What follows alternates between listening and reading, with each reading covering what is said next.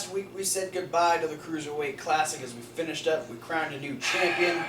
Depressing. So, in light of that, we decided to say hello again to main event this week because the Cruiserweights were on it. Why not give it a shot? Let's bring it back around. So welcome back to the midweek wrap-up. We're going to start with two quick matches that we had on main event. The first one being Lince Dorado, who we didn't see on Monday Night Raw, taking on Rich Swann, who was part of the Fatal 4-Way, to decide who would face TJ Perkins this coming Sunday. Yeah, that was a pretty good match. Yeah, and this was, you know... It was a rematch from the Cruiserweight Classic. Lince was eliminated by Rich Swann. And so, you know, Lince's first chance up on the roster now, trying to get a little bit of revenge for the elimination in the tournament. And what I liked is that Lince seemed a little more serious this go around. Yeah. A little less into the Rich Swann's antics. Yeah, because they redid the dance thing where Rich was trying to do the test of strength and then started doing the dance instead of Lince like getting into it and doing the Alex Wright like he did in the Cruiserweight Classic. Which, by the way, somebody made a great piece of fan art for Lince. Das Wundercat. He's turning it into a T-shirt, I believe. So check out Lince Dorado on Instagram and Facebook, and Twitter. But yeah, so he didn't give in to the fun and games this time. He ended up, I think he headbutted him or something, and continued the match that way. But Rich Swann would remain victorious in the feud against Lince Dorado. Yeah. Very similar to the way he lost on the Cruiserweight Classic. Lince would miss the shooting star press. He'd get hit with the back crescent kick or whatever the hell it is that Swann does. The windy kick. Swann would do a little twirl into a roll-up and then hit like an alligator clutch bridge and pin Lince Dorado. And he's now 2-0 against Lince Dorado. And then on the main event, we saw the SmackDown Tag Team Champions Heath Slater and Rhino taking on Breezango in their fancy silk shirts that Tyler Interview Breeze with a dance pyre.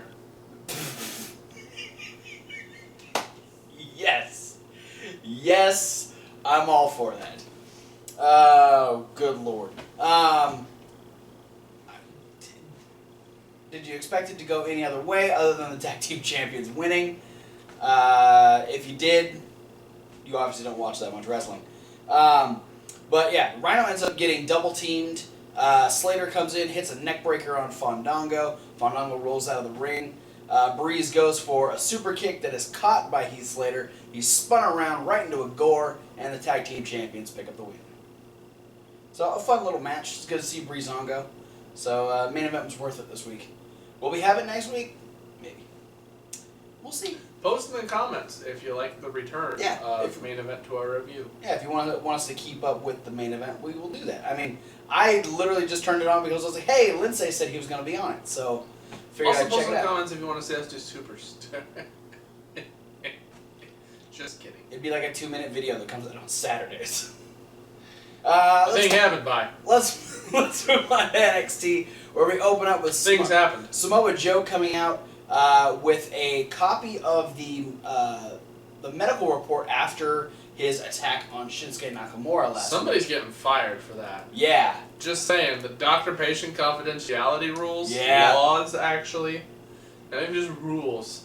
That would just cost somebody their job. Yeah. So he proceeds to read all of these contusions and separations and everything that clavicular separation, which means the collarbone. Yeah, he had the shoulder was also separated to the second degree of separation. He had of Kevin Bacon. He had massive swelling in his left elbow. He had multiple contusions all on his lower lumbar.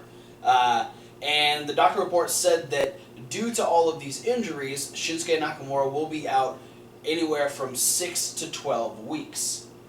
Yes. So and Samoa Joe, who apparently I think this is brilliant that he told Shinsuke last week, like, hey, when I'm cleared, I want my rematch. Attack Shinsuke, and now apparently he is cleared because he's in his gear and he wants his rematch. So he tells Regal that either he wants Nakamura or Nakamura should be stripped of the championship and it should be awarded back to the real champion.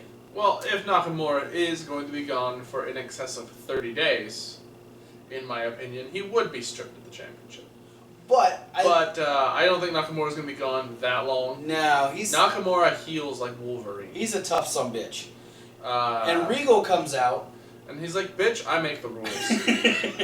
He's like, if, whatever has happened, I haven't talked to Shinsuke, because Shinsuke's not the kind of person who just, like, picks up the phone and is like, hey, how you doing? You kind of got to try a couple times to get a hold of him.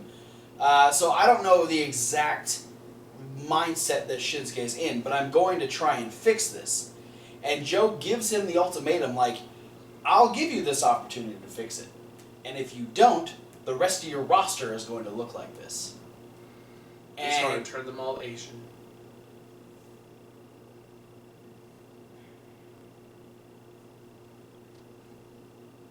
He's magic.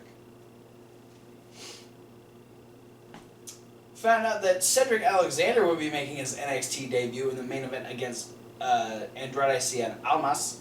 Talks about how it's been a 7-year journey going through the indies, and now he feels like he's finally made it, and he's going to prove to Andrade why the last 7 years were not a waste. Yeah, cool little tie-in to these guys.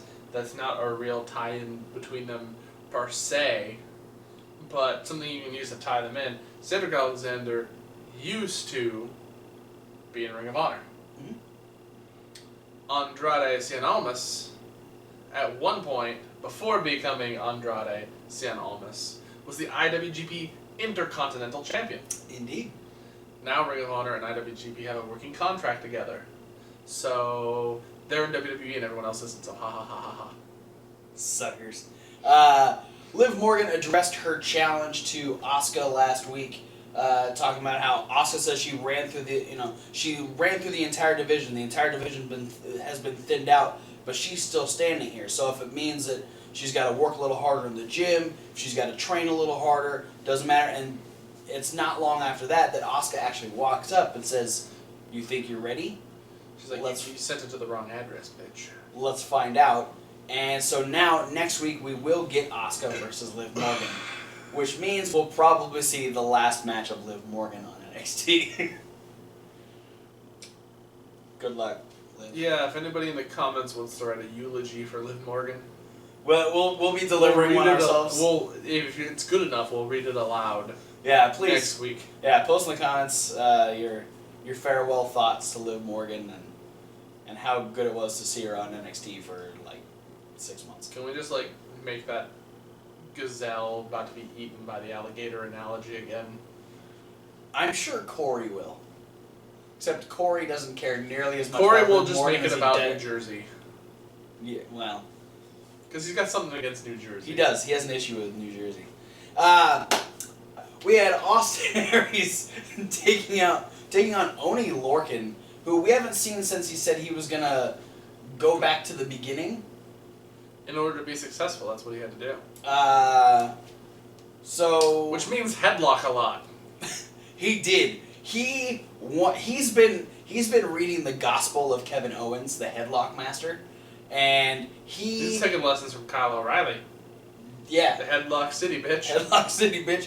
He was not letting that go. He got shot off the ropes and came back into a seated headlock. He was dragging Austin Aries around. It was wherever him he even wanted. through the ropes. Yeah, the referee had to break it, and then he went right back to it and pulled him back into the ring. He was extremely vicious in this match, and it got to a point where he made this animalistic sound that everyone just kind of went, "The hell was that?" That was ONeil Lorcan.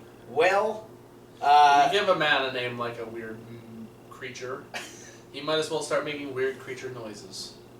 Not that he didn't make weird noises beforehand, but I'm just saying. Now it's on TV. You're just continuously addressing the fact that it's a stupid name. It is a fucking dumb name. It's right up there with Ryback and Titus O'Neil. Just the name. His name is as dumb as those guys wrestling. Stupid. It's funny because it's dumb. Dumb as fuck. Yeah. Well, ONeil Lorcan apparently didn't go all the way back to the beginning because he was not successful against Austin Aries. He'd go for like a running blockbuster that Austin Aries would move out of the way of, and then with a couple of innovative moves, a big drop kick in the corner, and then a lift into a knee, that would set up Austin Aries to hit the last chancery and make ONeil Lorcan tap out. So go back a little further, Oni. Maybe become Biff Busick again. You might win. ONeil Lorcan should have been in the Cruiserweight Classic. Yeah, I didn't realize he was 190 pounds. I didn't realize he was that small. Looking a little emaciated. Very pale. Yeah. Very skinny. Really hairy. Way better than Anthony Bennett. Representing the same country. Austin Aries then got on the mic and started talking some more trash about Hideo Itami, saying that I know that if I try and call out Hideo Itami right now, he's not going to come out because he's a coward. Bitch. And Hideo Itami came out, marched out of the ring, and Austin Aries ran away. Like a little bitch. Like a little bitch. Hey, get excited because in 2 weeks, Dan Matha is making his debut.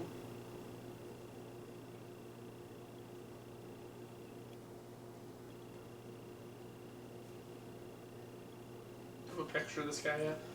Maybe. Has it been on the screen already? At this awkward long of a pause, probably. If we found one. He looks like a tiny Nathan Jones. Not tiny, because he's like still over 6 feet. I don't understand how we're supposed to get excited when all we saw him was flexing for 15 seconds. Man, he's gonna flex the competition into submission. That does not excite me. He's gonna be the next Baron Corbin. Oh, you said flexing into submission. I assume Chris Masters. No, I'm just like, they realized like, oh, we need another imposing large guy on NXT now that Baron Corbin's gone. And his name is Samoa Joe. Well, Samoa Joe's in the title picture. They need the enhancement version. Fine. So we're gonna get this guy coming in, spending about 6 months of his time beating everybody in 30 seconds or less before he gets. Oh God! If it ends up being the same fucking Baron Corbin shtick, I'm gonna be so mad. I'm already not excited about this guy. Oh. It's my prediction right now. I'll give him some weird gimmick. Un-Baron Corbin-y. Just to make it seem different. Should make him a mountain man who knows a lot about anatomy. The Colossus of Sligo Road. Or, make sure people know that it's not his fault and let him kick babies or something like that. Give him a stuttering problem. Have him bodyguard the Shining Stars. Or call him Mango Hands. We had post-match comments from DIY when they beat Noam Dar and Cedric Alexander? Couldn't remember the tag team. At the Cruiserweight Classic finale, earning their new shot against the Revival. They were walking through the parking lot where they were approached by the Revival, and a parking lot brawl proceeded to break out. It wasn't, it wasn't a civil encounter. It didn't work out. It worked out worse for Dash because he got thrown over. Like, Johnny threw him over the hood of a car and he, tumbled into a bush. Well, and then Johnny gave him a real bushwhacker. Then Dawson ended up getting double teamed by both of them. They ended up running away, and a bunch of people are trying to hold Johnny and Ciampa back. So the tension is still there for this tag team feud. Yeah, I felt like the guys who ran in to stop the fight underestimated how far away they were, because you hear the guys stop Johnny 10 seconds before they even make it onto the screen. Well, they made it really natural because they had the two guys pass by as they were walking up, and they're like, "Hey, Johnny, how's it going?" He's like, "Hey, nice to see you, man." And they were walking away, but then they just got so much more distance, so the other guys are like, "Fuck, we've got to trek before we can actually break up this fight." And the Revival had run away at that point, and Ciampa was knocking out guardrails. He hates guardrails. Yes. Ciampa breaking barriers. All of the barriers. We had Billie Kay taking on Illya in women's action. This was a better match for Illya, I think. Yeah, she could also be a women's tennis player. Why? Because she makes a lot of grunty sounds when she does attacks. Yeah. She screams a lot. She got the Kelly issue. Like, I don't make a lot of noise when I land, so I gotta scream a lot. Yeah. Other than that, my biggest note is I want them to give Billie Kay's previous theme song back. Why? Because I like it better than what she's using now. Yeah. When she had the little throwback to Carmen, the opera, in her theme song. I liked it better than what she's got now. Which is sad because that one only lasted like 2 or 3 matches. Yeah. Well, I was like, hey. Maybe there was copyright issues. That's probably what it was, so they're like, hey, we'll make our own version. Because that's what you do. But yeah, despite a decent attempt to fight back from Illya, Billie Kay did end up picking up the win. Illya, though, able to survive like the arm trap, torture rack that turned into the snake eyes. She dodged a boot. She hit like a rolling neck breaker. Billie Kay ended up kicking out of that and ultimately hit the big boot. Picked up the win over Illya. Yeah, Aaliyah's like, dodge the big boot. Oh crap, big boot.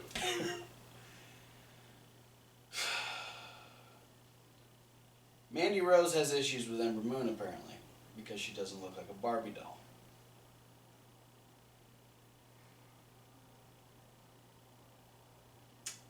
Mandy Rose.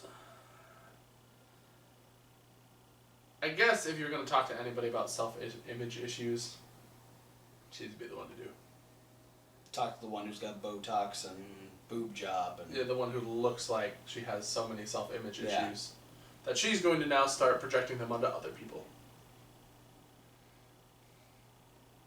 Way to go, Dana Brooke 2.0. No, that's Eva Marie 2.0. Eva Brooke 2.3. Then we had our main event where Cedric Alexander took on Andrade Cien Almas. This was probably the best fit for Andrade. He was able to work off of Cedric really well. You give him somebody that he meshes with, and he puts on a good show. Yeah. I significantly appreciated like his last 3 matches more than anything else he had done beforehand. Right. Yeah, he's still not, that prominent star. He's the good hand now. Yeah, absolutely.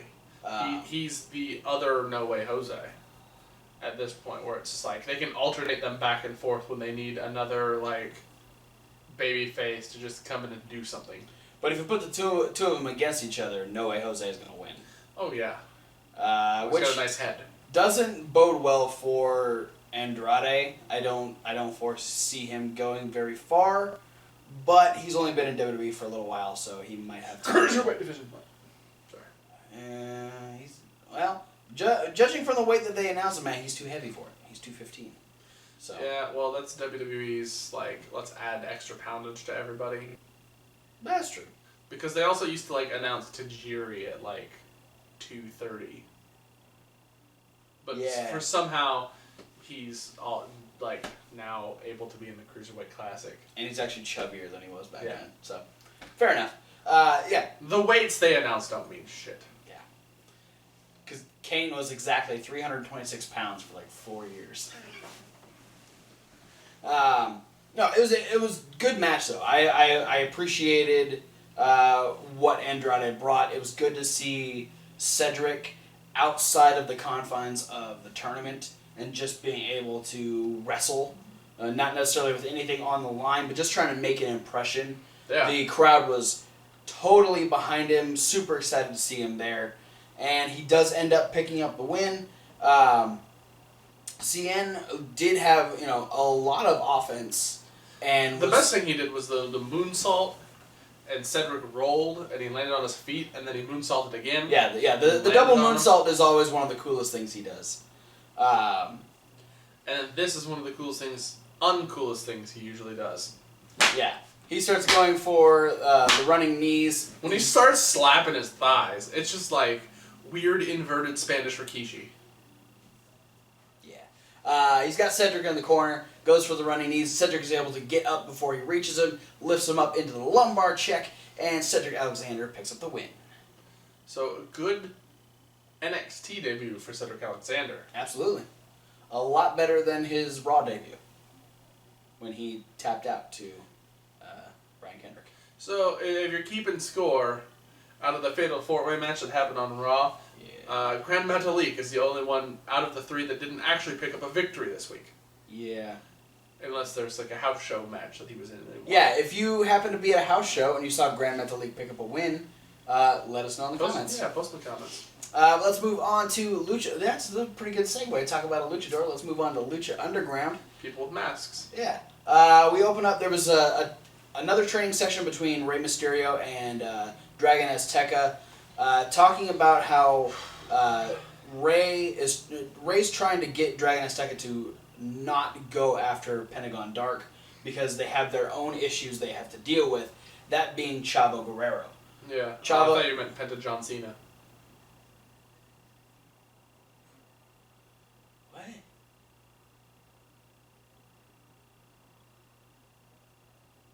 If you understood that, post in the comments.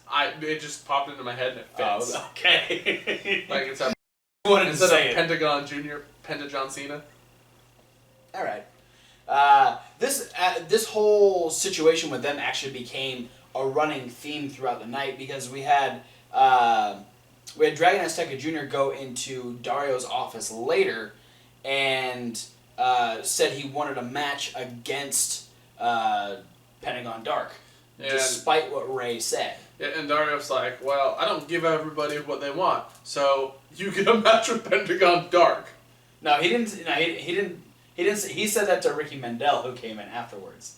Well, no, but what I'm saying is, like, he told Dragon Azteca Jr. that he'd rather see him in a match with Black Lotus again. Yeah. And, like, he says he was, like, trying to swerve Dragon Azteca, saying that, oh, I don't want to give you that match, because that's not what I want to see. Yeah. I want to see this one, but then he swerves it back around and says, but she's not here, so you'll be fighting Pentagon Dark. Yeah. So, basically, yeah, he's just like, oh, you want a match against Pentagon Dark? Too bad. Here's a match against Pentagon Dark. And then, yeah, so Dragon Azteca leaves, Ricky Mandel comes in and says, hey, I really want a match. It's been a long time. And Dario had been opening these packages and had these... Coke. No, that was a different one. But he had Coke, still. That was a different backstage segment. Crystal Pepsi. He'd opened up this envelope that had pictures in it. And it was, like, weird, like, creepy pictures that he actually tossed into the garbage when Dragon Azteca comes barreling into the office. And so Ricky's like asking for the match, says, hey, cool pictures. And there were still some on the desk. Well, no, they appeared back on the desk. Oh. I thought they were still in the garbage. No, too. they disappeared from the trash can and reappeared on the desk. I completely missed And so he's like, yeah, you want them? So he hands them to Ricky. And Ricky walks away like, never mind, I don't need a match. I got cool pictures now, bro. And then he was immediately followed by Chavo Guerrero, who told Dario... Which I love, that, like, on his way out, Ricky's like, it's not a good time, bro, to Chavo. Because, I mean, that's what Dario said to Ricky Mandel. He's like, Ricky, this is not a good time. Yeah. So But Ricky still bugged him, got the pictures, and then tried to warn Chavo. And Chavo's like, we need to talk. And then we'd find out at the end... Rey Mysterio talking to Dario, saying, hey, Dragon Azteca came in here and wanted a match against Pentagon Dark. And I penciled it in. Yeah, he's like, basically, look, well, I told him no, but then I gave it to him anyways, but then I'm taking it back, so he has to fight Chavo now. It's because Chavo came in, and Chavo wants the match against... He probably wants a shot against Dragon Azteca, but he eventually wants a shot at Pentagon Dark. Well, yeah, he absolutely wants to fight Pentagon Dark, because Pentagon Dark is the reason why he was outed of the Gift of the Gods match. Mm-hmm. Because Pentagon was like, hey, guess what? Break your arm, take your spot. Yeah. Move your meat, lose your seat. And so Dario kind of sweetens the pot a little bit and says, I know that you have your issue, you've known Chavo for 25 years, but, I know that Dragon Azteca means a lot to you, so I'm going to make you the special guest referee, and so you can be the one to decide what happens in this match. Yeah, he sort of mentions, he's like, well, I know you have different plans for Dragon Azteca. Like, you're trying to get him ready for something different. Yeah. So, maybe he's trying to go, hey, let Chavo win so he gets the Pentagon Dark match. And, whatever. It's going to be interesting. It's cool because I don't think we've seen a special guest referee match in Lucha Underground yet that I can recall. Not that I can recall. If you guys remember post down in the comments. Yeah, I don't think... A lot of call to the comments this go around. We've had some people commenting. We're going to talk about one in just a second. Once we finish up with Lucha Underground. We had the return of Darios Dial of Doom, deciding the next opponent to take on Matanza. And this week it was the Mac. And the Mac came to play. Yeah, Dario rings the bell. Matanza thinks, okay, here he comes down the stairs. And then he gets blindsided by the Mac. Because I said it 4 times during the match. The Mac never comes from the stairs. Yeah. I think he's come from the stairs once, and it was when he was in a tag team match. Yeah, probably. And that's about it. So yeah, he usually comes from the side where Melissa is sitting. Yeah. So he immediately gets the upper hand, hits a stunner on the outside, ends up trying to do 3 different pinfalls that Matanza kicks out of, and just he takes it to Matanza for a long time. He proceeds to whoop the shit out of Matanza. This is a much different opponent than 2 weeks ago when he fought Son of Havoc, who, according to Dario, is at home being taken care of his mother. He thought that was the funniest thing he'd ever said. So, Mac's a little bigger. He's also got the aerial, so, there's a lot that Matanza's trying to fight off. But Matanza's just as strong, so he starts throwing the Mac around, punching him in the face. And ultimately, the aerial stuff was what was the undoing of the Mac as he went for the bullfrog splash, got the knees, and was immediately picked up and hit with the Wrath of the Gods. And Matanza retains the Lucha Underground Championship. I feel like Dario's Dial of Doom may be doing more harm than good for Matanza. Yeah. I think he did it with the best of intentions. He wants to give Matanza an outlet for his aggression. Right. So why not just throw random people at him? Yeah. No emotional attachment to what's happening in the match. And it's also and also that means every now and again we get to have a new title match. Yeah. But I think he might be throwing too many opponents too frequently at Matanza, because it just seems like we're seeing more and more vulnerability from Matanza. Yeah, maybe he's getting a little worn down. Yeah. Maybe Dario Cueto needs to start putting some more Ricky Mandels on that list. Ricky Mandels and Arhanises and Vinny Marseglia or whatever his name was. I don't remember his last name. In reference to what Dario said about Son of Havoc, it is true. He is at home being taken care of by his mother. He's also watching Famous Bee commercials with Masquerita Sagrada, and then his mom's making them pizza bites. Bagel bites. Bagel bites. Gracias. Promotional consideration paid for by the following. Gracias, Mrs. Havoc. Don't call me Mrs. Havoc. That was my mom. You can call me Linda. I just hope this turns into Famous Bee and Dr. Wagner versus Son of Havoc and Masquerita Sagrada. Yeah, but then you get Brenda on one side and Mrs. Havoc on the other. Sure. No, actually, I absolutely think that's what it's going to be. Yeah. Famous Bee's finally going to make his return to the ring. Yeah. We'll have to wait and find out.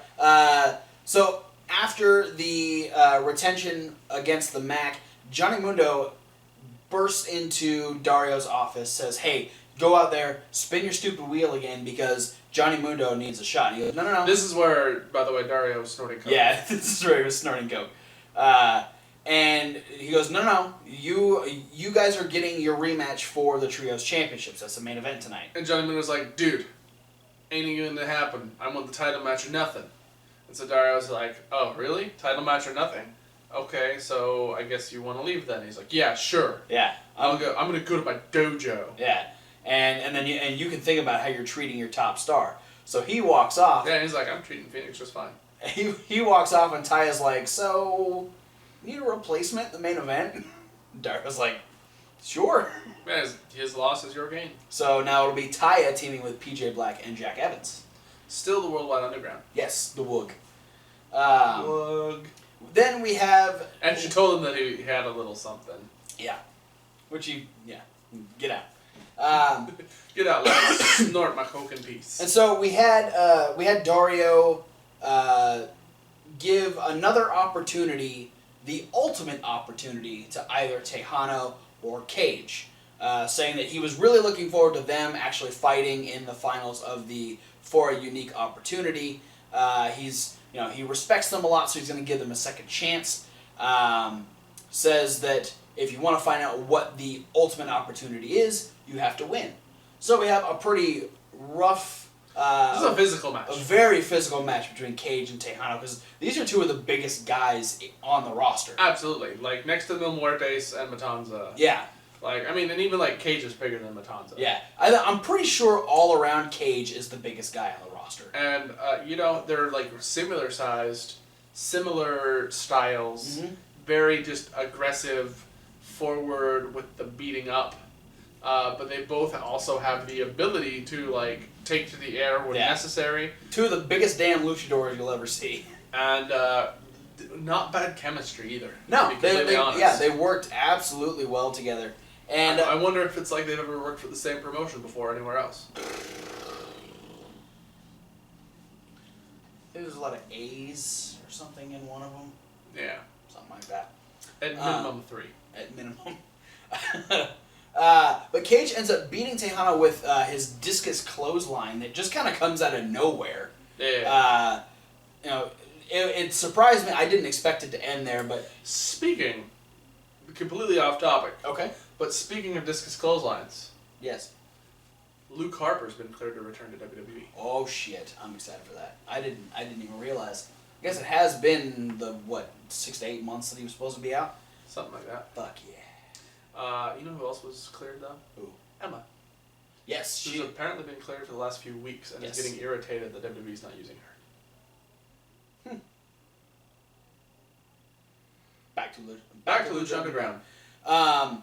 So Dario says, yeah, hey, that was a great match, but Cage, I can't tell you what the ultimate opportunity is, because in order for you to know that, you have to beat Tejano 2 more times, because we're going to make this the first match in a best-of-5 series between Cage and Tejano. I'm really excited for this, because if this match was any indication of what we can expect, these guys are going to change up their shit a lot. Yeah.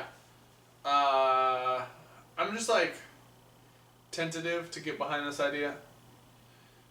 Specifically on the fact that almost every time there's an ultimate opportunity on the line from Dario Cueto, there's usually a catch. Oh, yeah. So these guys are going to put in so much effort to win this thing, only to have, there to be some big caveat where Dr. Wagner comes back and steals their opportunity. Yeah, or whatever.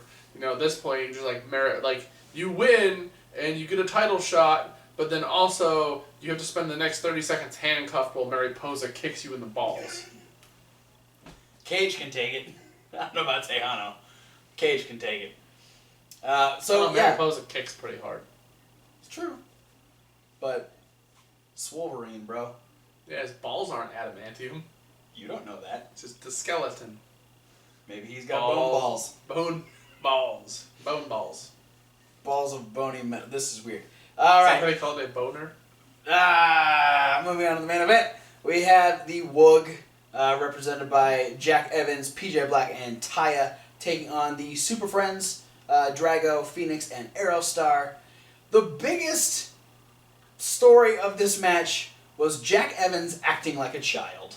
Yeah, and PJ Black not really wanting to deal with Jack Evans' antics this go around. PJ Black was like the annoyed older brother, and the little brother was just getting pouty that Big Brother was treating him like shit.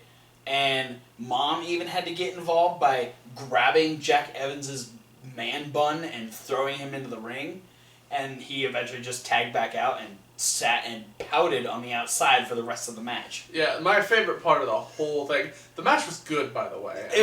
I mean, for whatever reason, Taya and Drago have amazing chemistry. Yeah, they do. It's like almost like they've worked for the same promotion somewhere else before. A lot of A's, right? Yeah, the one with I think quintuple A.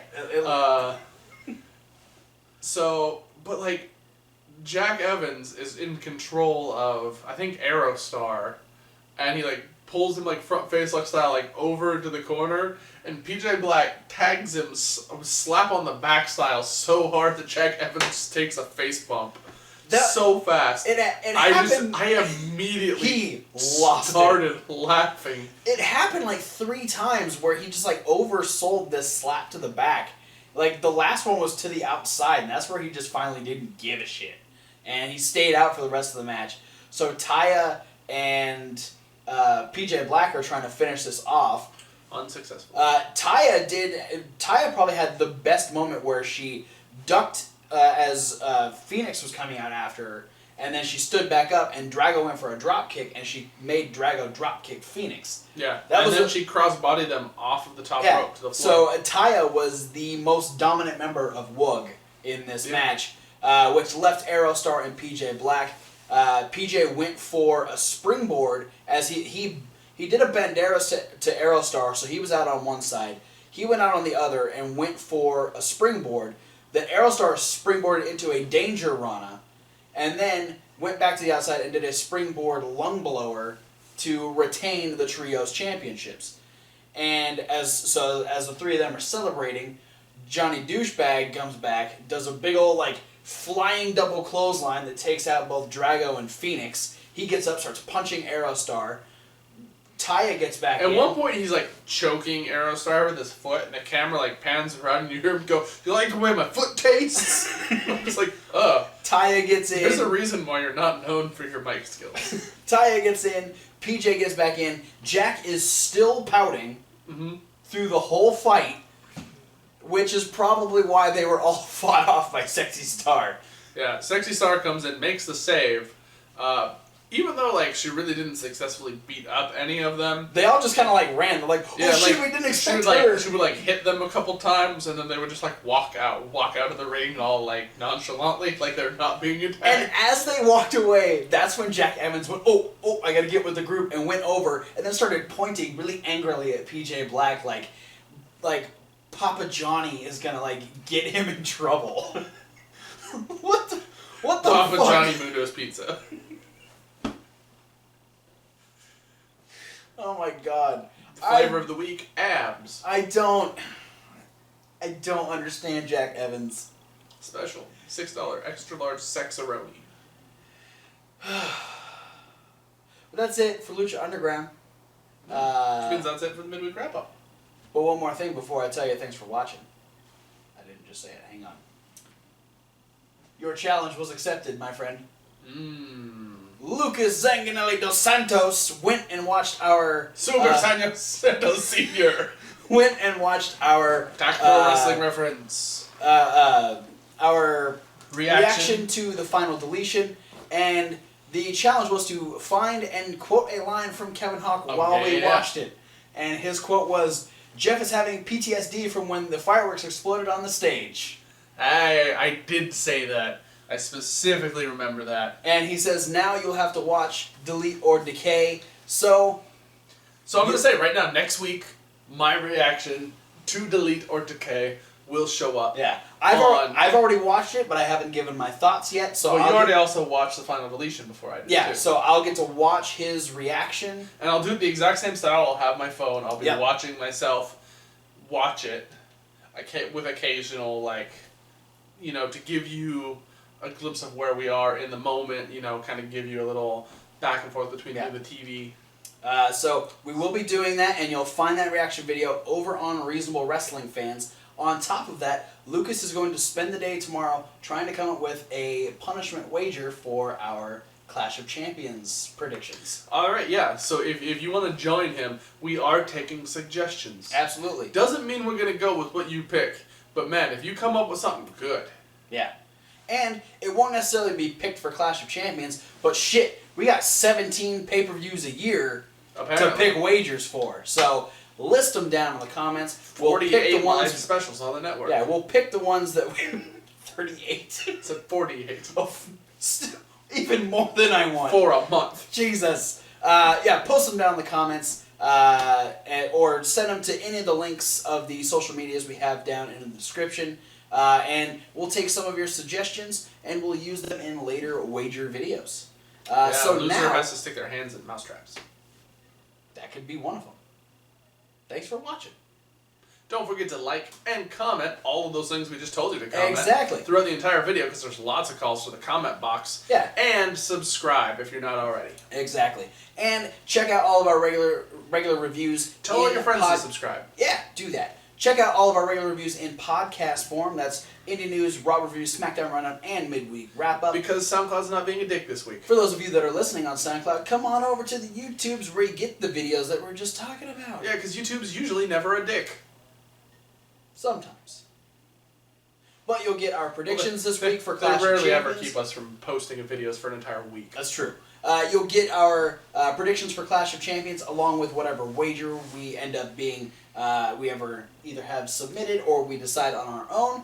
You'll also want to check out the Reasonable Wrestling Fans where you get all those extra YouTube videos. Yeah, the punishment videos, the challenge videos, the unboxing videos, the reaction videos, all of those fun things. Like, okay, we're kind of fun up here on the couch, but we're very much more just like, here's what happened. And give you occasionally our opinions on what happened on the week. Over there, though, that's like the real fun. Yeah. Like, that's like the cool, like, hey, look at this. Look at us doing these weird things. Look at us doing these goofy shits. So go check that out. It's the YouTubier side, not the review-tubier side. Exactly. Reasonable with a W. Like wrestling. I hope to see more of you guys over there. We did just get a new subscriber today, so start sending your friends over. Yeah. Let's get some more people. If you're watching this video, go over there right now. There will be a link in the description. Yep. Yeah, we just can't fix the URL. So just where it says Reasonable Wrestling Fans, just click the link. It'll take you right there. Thanks for watching, and we'll see you at whatever video you decide to watch next. Yeah, pretty much. Fuck Jack Evans. Ah, yes.